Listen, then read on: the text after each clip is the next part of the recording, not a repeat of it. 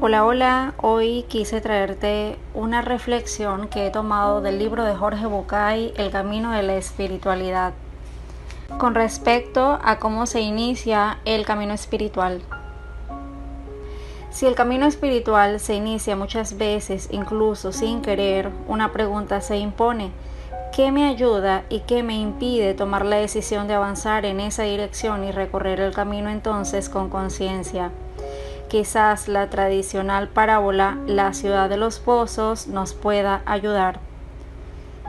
Esa ciudad no estaba habitada por personas como todas las demás ciudades del planeta. Esa ciudad estaba habitada por pozos, pozos vivientes, pero pozos al fin. Los pozos se diferenciaban entre sí no solo por el lugar en el que estaban excavando, sino también por el brocal, la abertura que los conectaba con el exterior.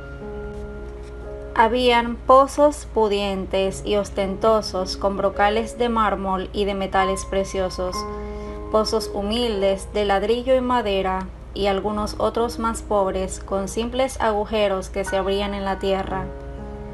La comunicación entre los habitantes de la ciudad era de brocal a brocal, y las noticias se propagaban rápidamente de punta a punta del poblado. Un día llegó a la ciudad una moda que aseguraba había nacido en algún pueblito humano. La nueva idea señalaba que todo ser viviente que se precediera debería cuidar mucho más lo interior que lo exterior. Lo importante no era lo superficial, sino el contenido. Así fue como los pozos empezaron a llenarse de cosas. Algunos se llenaban de joyas, monedas de oro y piedras preciosas. Otros, más prácticos, se llenaron de electrodomésticos y aparatos mecánicos. Los hubo que optaron por el arte y fueron llenándose de pinturas, pianos de cola y sofisticadas esculturas posmodernas. Finalmente, los intelectuales se llenaron de libros, de manifiestos ideológicos y de revistas especializadas. Pasó el tiempo. La mayoría de los pozos se llenaron hasta tal punto que ya no pudieron incorporar nada más. Los pozos no eran todos iguales, así que, si bien algunos se conformaron, hubo otros que pensaron que debían hacer algo para seguir metiendo cosas en su interior.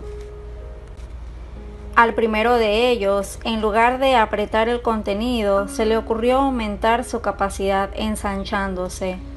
No pasó mucho tiempo antes de que la idea fuera imitada. Todos los pozos gastaban gran parte de sus energías en ensancharse para poder tener más espacio en su interior. Un pozo pequeño y alejado del centro de la ciudad empezó a ver que sus camaradas se ensanchaban desmedidamente. Pensó que si seguían hinchándose de tal manera, pronto se confundirían los bordes y cada uno perdería su identidad. Quizá, a partir de esta idea, se le ocurrió que otra manera de aumentar su capacidad era crecer, pero no a lo ancho, sino hacia lo profundo. Hacerse más hondo en lugar de más ancho. Pronto, se dio cuenta de que todo lo que tenía dentro de él le imposibilitaba la tarea de profundizar. Si quería ser más profundo, debía vaciarse de todo contenido. Al principio, tuvo miedo del vacío, pero luego, cuando vio que no había otra posibilidad, lo hizo. Vacío de posesiones, el pozo empezó a hacerse más profundo, mientras los demás se apoderaban de las cosas de las que él se había desprendido. Un día, inesperadamente, el pozo que crecía hacia adentro tuvo una sorpresa. Adentro, muy adentro y muy en el fondo, encontró agua. Nunca antes otro pozo había encontrado agua. El pozo superó la sorpresa y empezó a jugar con el agua del fondo, humedeciendo las paredes, salpicando los bordes y por último sacando agua hacia afuera. La ciudad nunca había sido regada más que por la lluvia, que de hecho era bastante escasa. Así que la tierra alrededor del pozo, vitalizada por el agua, empezó a despertar. Las semillas de sus entrañas brotaron en pasto, en tréboles, en flores y en tallitos endebles que se volvieron árboles después. La vida explotó en colores alrededor del alejado pozo, al que empezaron a llamar el vergel. Todos le preguntaban cómo había conseguido el milagro. Ningún milagro, contestaba el vergel. Hay que buscar en el interior, hacia lo profundo. Muchos quisieron seguir el ejemplo del vergel, pero abandonaron la idea cuando se dio cuenta de que para profundizar debían vaciarse. Siguieron ensanchándose cada vez más para llenarse de más y más cosas. En la otra punta de la ciudad, otro pozo decidió correr también el riesgo del vacío, y también empezó a profundizar, y también llegó el agua, y también salpicó hacia afuera, creando un segundo oasis verde en el pueblo. ¿Qué harás cuando se termine el agua?, le preguntaban. No sé lo que pasará, contestaba, pero por ahora, cuanta más agua saco, más agua hay. Pasaron unos cuantos meses antes del gran descubrimiento.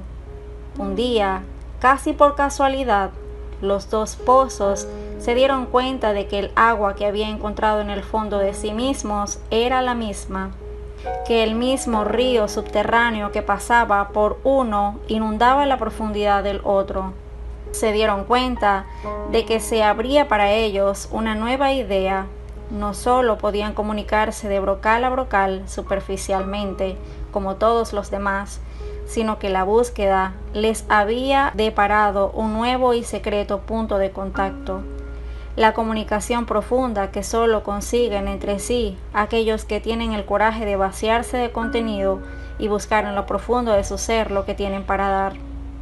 Algo similar ocurre después de un pequeño recorrido en el plano espiritual.